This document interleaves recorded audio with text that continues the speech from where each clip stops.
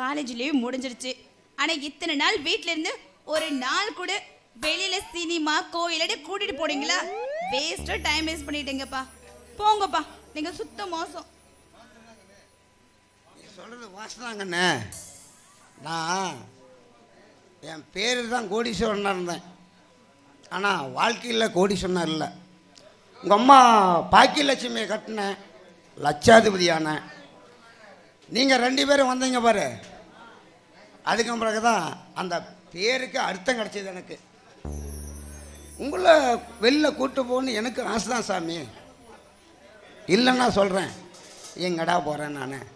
நாளைக்கு உங்களோடவும் உங்கள் குழந்தைகளோடவும் இருக்கத்தானே போகிறேன். அப்பா ஏன்பா வேலை வேலைன்னு சும்மா எல்லாமே நீங்களே இழுத்து போட்டுக்கிறீங்க. இங்கே பாருங்கள், நீங்கள் நிறையா ரெஸ்ட் எடுக்கணும். முதல்ல உங்கள் உடம்பை நல்லபடியாக பார்த்துக்கோங்கப்பா.